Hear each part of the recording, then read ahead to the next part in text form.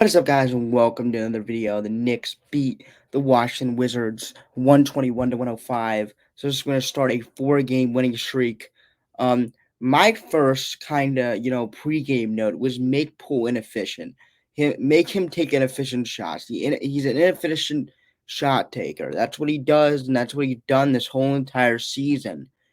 And he took more inefficient shots today, and he just lost his confidence.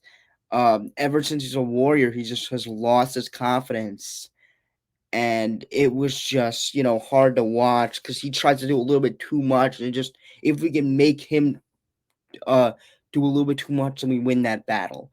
Um, I want to see how OG guards Kuzma, and he did pretty well. Jack Kuzma did play great, but I think they switched the kind of matches from Kuzma to Poole, and then so Kuzma was guarding Kuzma was I mean not Kuzma, OG was guarding Kuzma, and then he was guarding Poole. It was like going back and forth.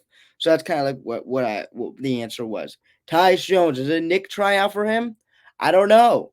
I don't know. Uh, is it? I don't know, but that's just one of the things I wrote. Knicks need a, I mean, they don't need a backup point guard anymore because Deuce McBride is just him.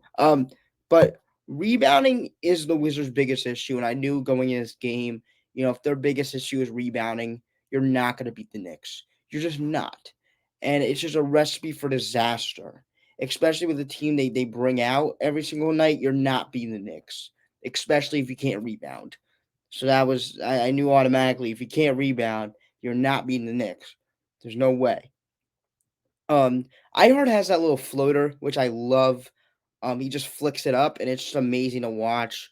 Just him, get to that floater, and didn't have it for the start of the season, but once he's getting the starting role, I just feel like his floater is so good because then you shut down every single option. Like all the defenders are chasing around Brunson, OG, DiVincenzo, and then they're not open. You're like, oh, I did a great job, but then iHeart gives you a middle of the paint floater and it goes in. It's just like I did everything but that.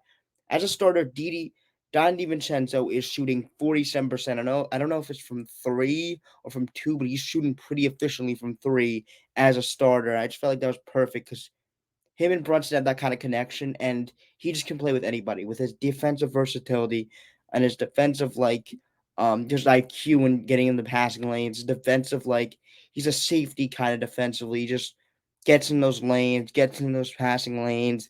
He knows where the ball's gonna go. Him and OG know where the ball's gonna go. DiVincenzo just picks it off, and it's great to watch him, especially with OG Anunoby, them both having that 1-2 defensive punch. Um, I like iHeart in the non JB minutes because Jalen Brunson when he goes off the floor, it's like the Knicks were kind of missing that playmaking, but iHeart is definitely there. He's definitely a big playmaker.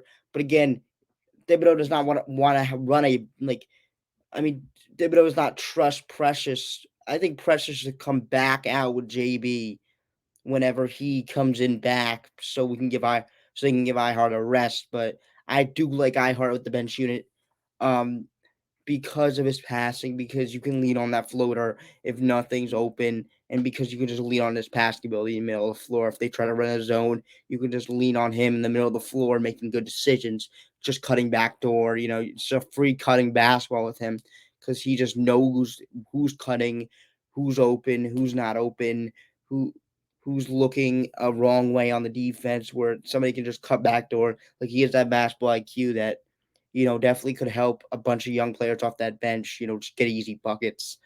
Um, the deuce was loose, and it was loose in a different way. Um, it was in a different way because he was just getting those tip dunks. He got a tip dunk somehow at the end of the quarter, and his passing was good, and just he did a pretty good job. Just not maybe not knocking down the threes. I guess the threes won't drop every single game, but he was a -4 though, by the way, which is not good. But um, hey, if you can give me that every single night, just those that passing, I'm fine. But I don't know, it's the Wizards team, so what am I gonna say? Um, this had Randall is strong. I put that on my notes. I mean, the man can take a lot of bumps, and he just finishes right through. He takes those type of bumps where, like, Daniel Gaffer's scared that he's gonna dunk on him again, like he did in the last game against the Wizards like a year ago or 2 years ago. Not the last game, of course, but, like, 2 years ago when um when Randall dunked on Gafford, but he went up there, tried to punch it, but then he couldn't. So he used his body control and just bodied Gafford out of the way and laid it up and in. And it's just so good because he's not just like running down the court like with no body control. Like, he has a lot of body control, and he's also strength. He also has great strength. So you combine that, it's like hard to guard when he's up in the air. Um, so OG can run in transition, which that's one of the things that the Knicks bring him in to do, is just he can run. He can run out the like he's fast, and he can definitely keep up with the team that wants to push the pace. And the Knicks wanted to push the pace. So yeah, and now we get to the third quarter doom potential, which is had all over because the Wizards were they were kind of sneaking back in. It was still a 20-point game, but for that game, it felt like the Wizards came out of that second half. At the end with 1 minute left in the second half, the Wizards kind of made a teeny little run, which and it just transferred over the second half. It's transferred over to like half of the first third quarter, and you know they were just running and gunning because they could not score in the half court, so all they could do was run, and they did it efficiently with those Kuzma threes and those transition three pointers, which definitely show you the evolution of the game. Taking transition threes, Kuzma took a lot of them and made a lot of them, of course, because that's what an NBA player does. If you're wide open, you can knock down a three, unless you're like a big center who just doesn't shoot, but he was wide open. He was just knocking it down at will. Um, yeah, they used their pace and they were outrunning us. I don't know if it's a second night of a back to back or they just didn't try in the second half and in the first half of the third quarter. Just the first half, like first 6 minutes. I don't know if they didn't try, but it could be a lot of stuff. But again, it's back to back, so maybe they just didn't have their legs under them. But yeah, what I watched for the first time that kind of blew my mind. Tyus Jones turned the ball over. It was amazing. I felt like I was in a different world. He just never turns the ball over, but he did, and I just want to add it in because Tyus Jones, one of the greatest at keeping the ball on his side, trying to not turn the ball over. He is very mistake prone. Not mistake prone. Not That's not the right word, right? No, he's very he doesn't turn the ball over a lot. That's all I'm gonna say. He doesn't turn over the ball a lot, and it was good to see him turn over the ball. Just shows how active the Knicks defense was, and just that pass did sail. It was like a Josh Hart pass, but it wasn't as bad, but it did sail, and it could have been OG just being in there, just blowing up the play. I don't know. There could have been a lot of stuff with that play, but he did turn over the ball. I'm not gonna go crazy about that, but one of the guys in the league who just assists the turnover ratio is amazing, and you could just punch that every time you look at Tyus Jones. You're like, okay, this guy assists to turnover ratio is amazing, and that's what he will go down as a player. Whenever you think of Tyus Jones, think of just the guy who doesn't turn the ball over. So it's great to see him get a turnover in this game. Um, Brunson moving without the ball is one of the most underrated stuff. Him moving without the ball is just great. And it's definitely great when you have Randall posted up. I love that play where just runs to the corner. Just they do not know what to do.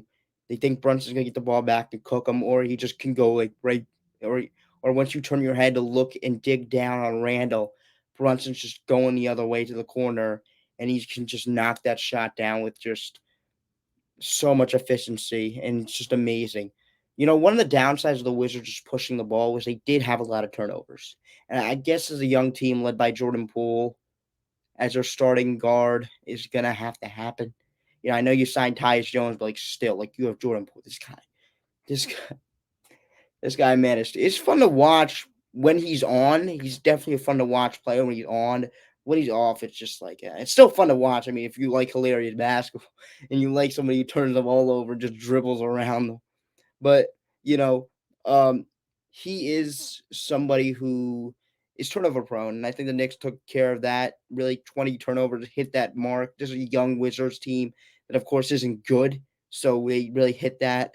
They definitely made a point to turn this ball over. But still, I mean, again, they were pushing the ball a lot, so you could say, oh, because they pushed the ball, they turned the ball over a lot. But that's whatever. I just think that the Knicks were very good at forcing those turnovers. Definitely with DiVincenzo, definitely with OG. Even OG didn't really get a lot of turnovers, but it's just him in the passing lanes. It's just scary, and then DiVincenzo just comes out of nowhere and he gets the ball. But you know, um, good teams, or I'm gonna say Knicks are a great team. Great teams stay composed when another team makes a run, especially when it's a bad team. Bad teams gonna make runs. These are professional basketball players. They're gonna get back in this game. You just gotta know, as I said in the last game, stay on your feet. Um, know when you should attack because now the Wizards are chipping back. It's a 6 point game, 5 point game. Okay, chill out. Because if it was a bad team, if the Knicks were a bad team or were a good team.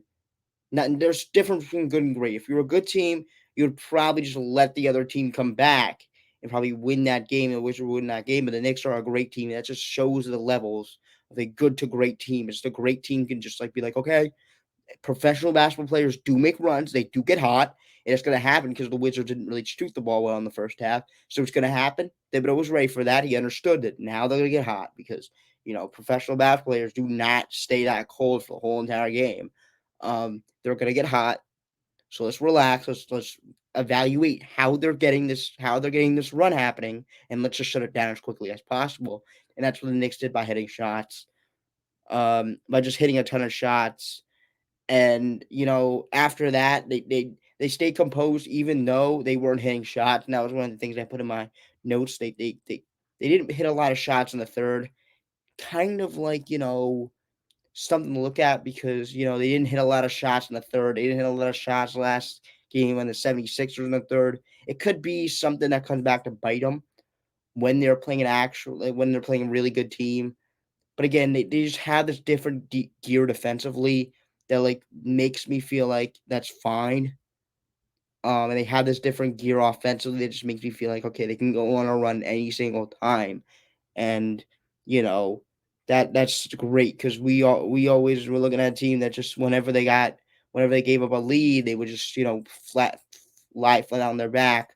But what the Knicks are doing is they're just being like, okay, one more offensive run, let's put them out of this game, and that's what the Knicks did every single time that the Wizards tried to chip in. Knicks just went on the run of their own, locked down defensively, and just said, good night. And he tried ran out the five. Thibs tried ran out the five for a second, but then he just was done. He just was out of here. He did not want to try that anymore. I don't know how many times I have to say this, but Isaiah Hartenstein is amazing. Um, he just blocks everything. I feel like now. And there's a play where I don't know if it's Danny or Corey Kispert or somebody else in the Wizards just went down, and then Isaiah Hartenstein didn't jump, but the guy missed a layup. It was a wide open layup because he thought Isaiah Hartenstein was going to jump and block him, so he's scared. And that's great stuff when you have that intimidator factor, especially when I'm going to say this all the time when Mitch comes back. Have that backup center who's still an intimidator. That's something that not a lot of teams have. Even a starting center that's just intimidating as that. Um, yeah, don't let Randall go to his left. This should be a thing that people get down to. Just do not let them go to the left, and they just keep going to the left. And I'm not mad at it, but it's just the easy thing. But he just keeps going to his left, and there's nothing team can do about it. Especially with his strength, I just feel like there's nothing team could do about it with also his strength and body control, and just him making difficult shots sometimes. It's just nothing you could really do when you package all those things together. Um, look at that stat sheet. Julius Randle, a 39-point game. Just a big performance from him, as I talked about, just using his body, making some shots. Really, really, I needed this game, bounce back game for Randall. Really needed that. I had that in my pregame notes. I didn't know why I didn't say it, but I needed a bounce back game for Randall.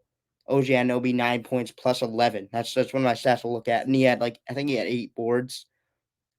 He's just that guy who's gonna get on the offensive glass especially he's gonna get some offensive rebounds as he did at the end of the game. Thing I posted on TikTok was him getting an offensive rebound, put back dunk.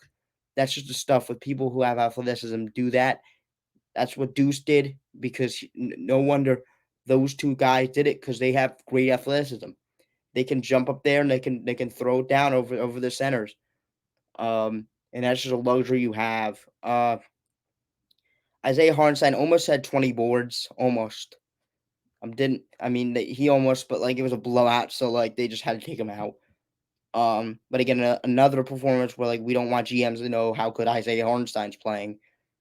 So hey, just keep it on low. He had 8 points. Just forget about the rebounds. No one else needs to know about the rebounds. Just keep it to yourselves, and we can get him back. But Jalen Brunson at 33 points. Just the man can just take over. Another thing about them coming back from these runs is just like Jalen Brunson just shuts it down. Like whenever another team comes to a run, just Jalen Brunson just shuts off the water, as famously said by Nick Nurse, shut off McBride's water. Or shut off the. I don't even know what he said, but something like that. They just were able to shut off anything the team in the run were trying to do. Just shut it right off. Just put a wall in front of it. Said no, we're not doing this anymore. We're not having you chip it anymore. Jalen Brunson 3. How do you like that? Right in your face. Jalen Brunson 3-pointer. Another one right in your face. You're gonna come up on me. You're gonna double me. Jalen Brunson pocket pass to Josh Hart for 3. Bang. Jalen Brunson split trap to Josh Hart to Isaiah Hartenstein floater. How do you like that? How do you like that? Because that's the type of stuff the Knicks can do. And DiVincenzo with 10 points, he just hits shots that like it's crazy. It's like unlimited range. I know it says 2 for 7 here. He just has unlimited range. Just don't look at that. But yeah, didn't really any of these bench guys in the bottom. Oh, shout out plus 24 from Josh Hart. Really, really putting that in that work. And that's all I have to talk about. I'm not gonna really talk about the Blazers game because I'm gonna be at it. So hopefully I'm not a curse. I don't think I will, because the Knicks gotta take care of business like they did today, and it's gonna help them get. I think they're 4th in the East now. So let's keep going. We're like 2.5 out of third. So let's just keep going, keep trying, keep pushing, and just take it day by day. And we see a bad team on the schedule. Let's scout for Anthony Simons. Like let's not take any games for granted. And yeah, I cannot wait to see how the Knicks do on Tuesday. Cannot wait to see them get another W. Let's go Knicks. Subscribe, turn on post notifications, like this video, and if you're on Spotify, auto download, follow, I think, or 5 stars. Yep, have a nice day. Peace out. Let's go Knicks.